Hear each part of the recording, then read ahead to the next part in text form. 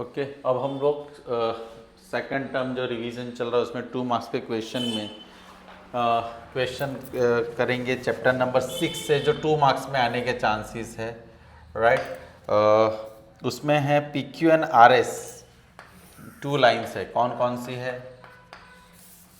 एक लाइन है P Q और एक लाइन है आर एस।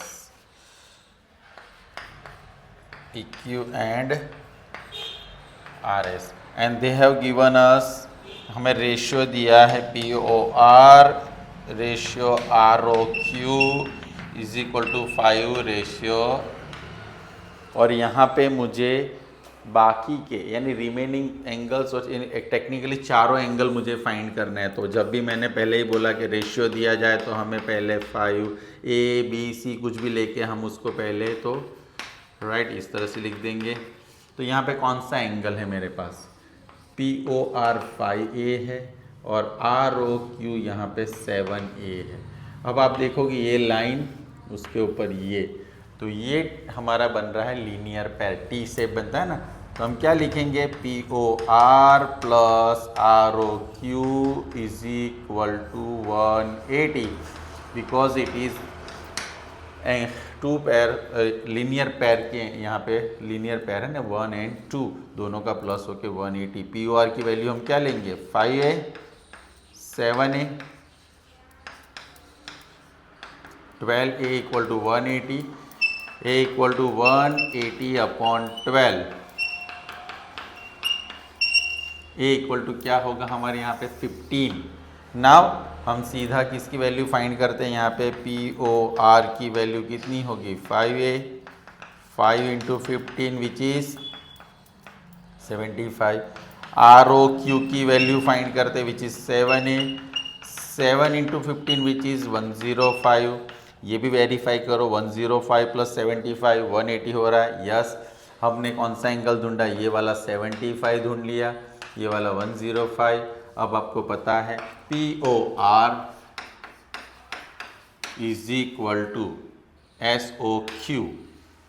क्यू हम ऐसा लिख सकते हैं which is vertically opposite angle, ये दोनों वर्टिकली ऑपोजिट एंगल है। वैसे ही R O Q is equal to P O S, वो भी क्या है? Vertically opposite angle. तो मतलब वर्टिकल ऑपोजिट, तो इसकी पी ओ आर की जो वैल्यू है कौन सी है? 75। वो किसकी वैल्यू होगी?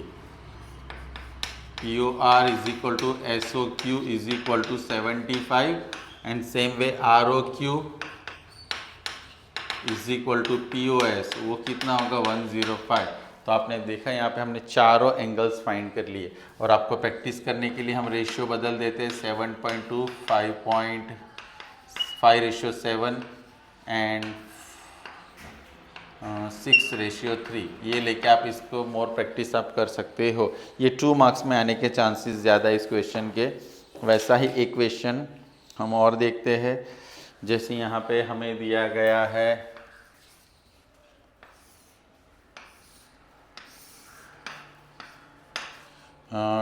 P Q S and P R T.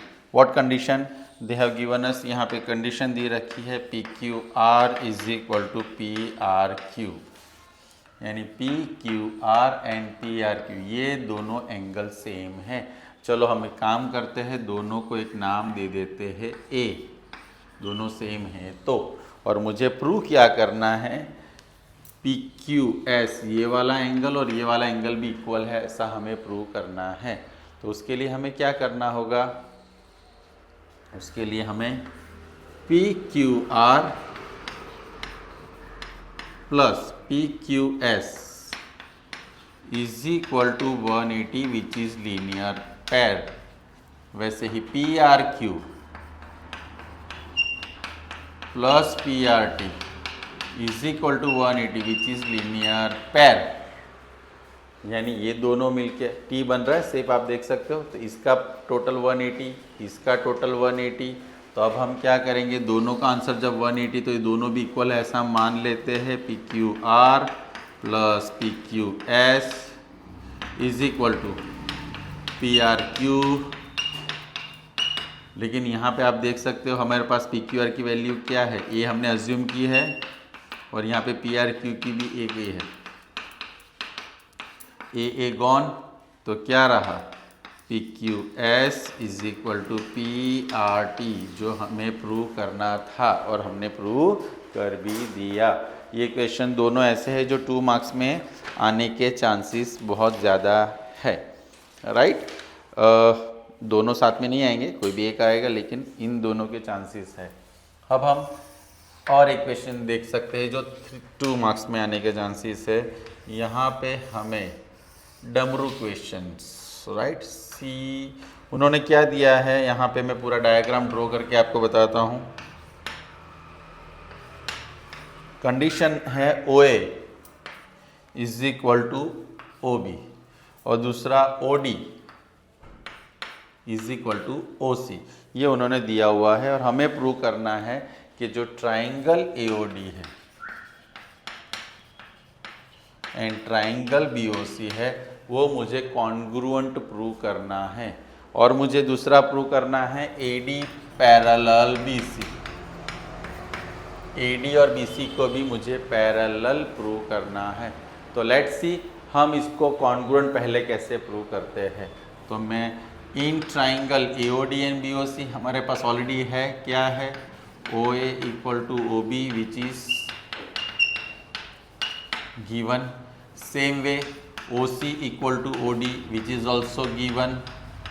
The one more thing remaining, ये होगा क्या, A O D is equal to B O C which is vertically opposite angle. ये क्या हमारे लिए, वर्टिकली ऑपोजिट एंगल, राइट। तो vertically opposite angle जो होता है, तो यहाँ पे हमने देखा तो हमारा जो ट्राइंगल है A O D congruent triangle B O C, right, ये दोनों ट्राइंगल कॉन्ग्रुएंट हुए। कंडीशन कौन सी हुई, साइड एंगल साइड। इस तरह से हमने कॉन्ग्रुएंट दोनों को प्रूव किया। अब सीपीसीटी में हम क्या ले सकते हैं, सीपीसीटी में हम यहाँ पे ले सकते हैं कि भाई B C O D A, अगर आप उसको देखोगे तो Z फॉर्म हो रहा है, विच इज, पहले तो हम सीपीसीटी लिख देंगे, it is a pair of alternate interior angles formed by transversal.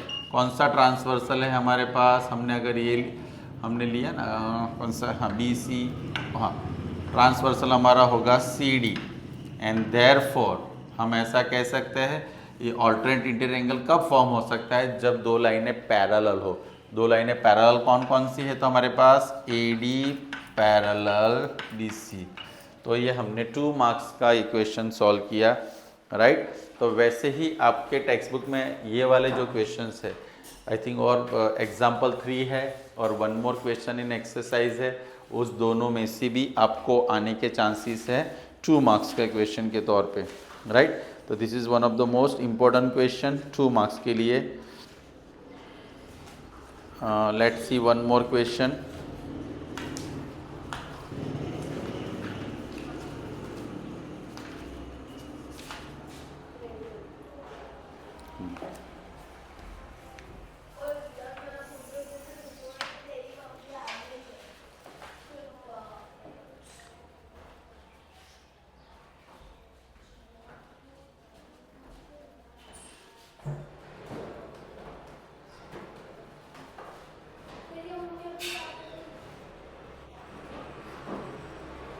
Okay, circle में से एक क्वेश्चन है जो आपको 2 मार्क्स में आने के चांसेस है। कुछ इस तरह से क्वेश्चन आ सकता है कि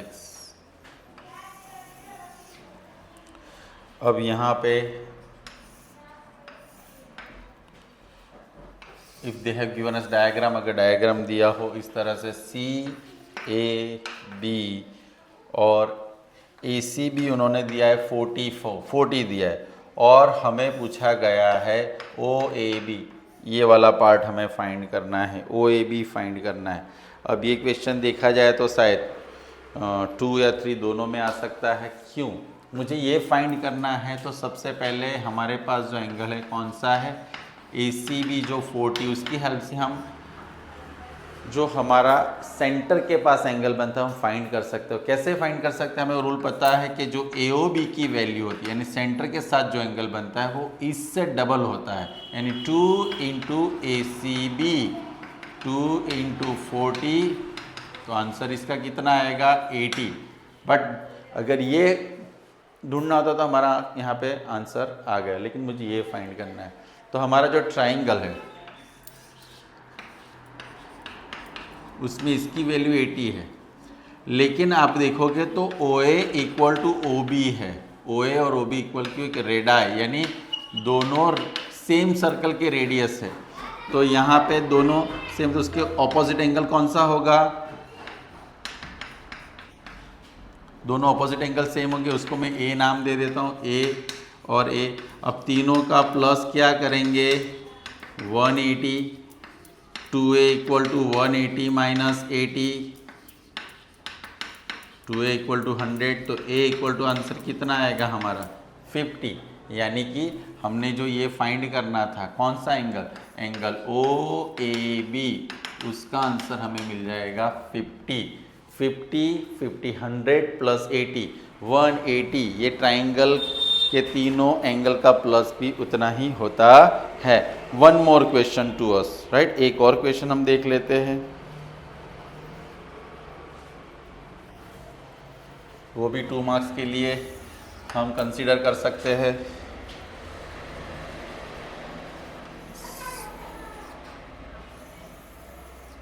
सर्कल के अंदर यहाँ पे बी सी,